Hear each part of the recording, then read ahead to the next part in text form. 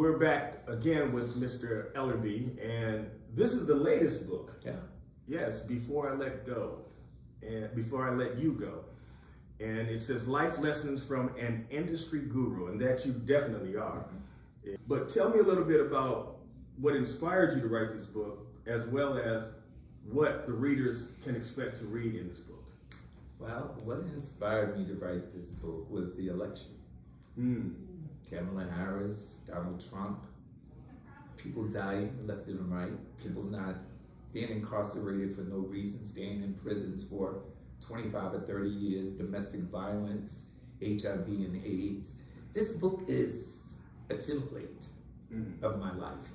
It really does not get into the music industry, but it gets into everyday life, everyday life. I am a true believer in the man upstairs. God has been so phenomenally good to me. Yes. But we want to sit back as individuals and start judging people.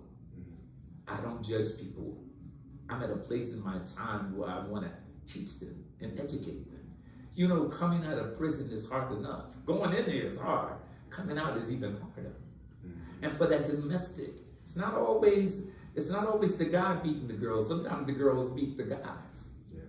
And you have to examine the reasons and why they stay together. Because they don't feel that they can go out and earn it. I try to encourage them. Right. The HIV and AIDS victim.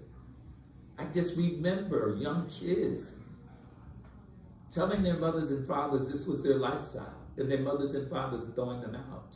Well, now I have a program at the WOW organization in Newark, New Jersey. It's in conjunction with the Angelo Ellerbee Foundation. And I am having a shelter that's going to house 30 individuals every 6 months. So we will give them education. We're going to help them find their way. We're going to feed them 3 times a day, and we're going to house them. Man, and I meant to tell you, on this book, I received nothing from this book. 100% of the profit of this book go to the WOW organization for HIV and AIDS. That's awesome. Yeah, so you know what, man? Look, we all go about trying to get all the tangible things in life. Right. New car, new house, like that, all this stuff is really important to us, right? But when you're dead and gone, you ain't taking nothing with you. Right. So it's important that we begin to give back.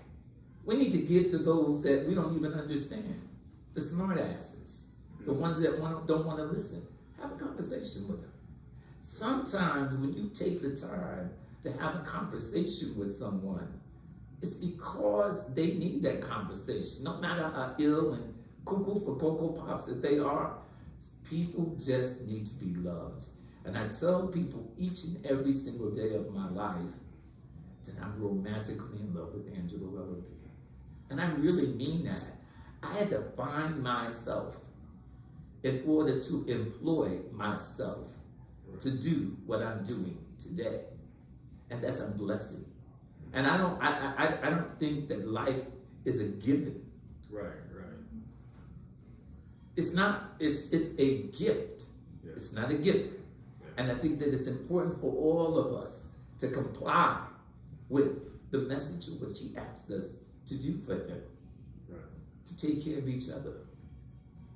To come as we are and be who we are. I'm going to read the back of this, if that's okay. Sure. Okay, because I want to encourage you guys to go out there and actually get this book.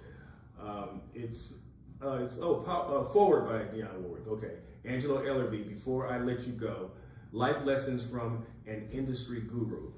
And on the back it reads, Angelo Ellerbee, a multimedia marketing maverick, so you guys can see why he means so much to me, who has shaped the careers of legends like James Toomey, Melvin Moore, and Michael Jackson, and now shares his wisdom in Before I Let You Go. In 2024, Angelo guided clients Kool and the Gang, Dionne Warwick, and Mary J. Blige into the Rock and Roll Hall of Fame.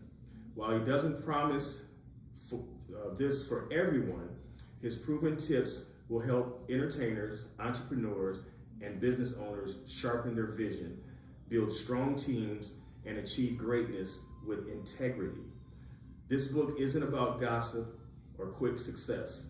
It's about excellence and passing on wisdom to the next generation. Please go out there and get this book.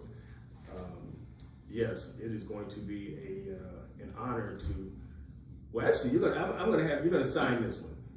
I borrowed this one right here. This is actually Autumn's book, so he's gonna sign hers as well. But this is on. I really, and you have another book. I've had You've four, had a few of them. 4 books, yeah. Yeah, you have a few of them. So definitely. One that I did with Judith Reagan from HarperCollins was called "What's Your Excuse?" Mm-hmm. Then it was self-published.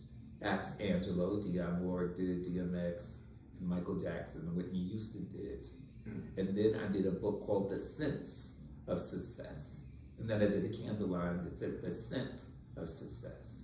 Mm-hmm. And this book right here, Before I'll Let You Go. Yes, yes. I've been blessed because they all have been #1 bestsellers. Mm-hmm. We're working on this. I thought that we would have came out a New York Times bestseller, but we're still working on it. We're still working on it. I was just told by one of my agents yesterday that it had to be 7,000 the first week, and it wasn't. So we're at some like 4,500 in sales now, and I just feel comfortable. Not that it's an ego. The thing for me is that when you put love inside of what you write, you just want the world to be recipients of it. Yes. I want everyone to pick up the book and to read it and hope that it will help them, that it will calm them, that it will give them focus. That's what this is really about. And also give them a chance. I'm about giving people chances because God knows God has given me so many chances. I just want other people to have the same kind of opportunities and chances that was given to me. Yes, and thank you. In closing, let me ask you, because you've seen so much happen in the entertainment industry as a whole, what is your projection? What do you think is in our immediate or near future? What do you think? Well, I don't know. I don't have a crystal ball. I know that people think because I'm connected to Dionne Warwick, I'm psychic, but I'm not.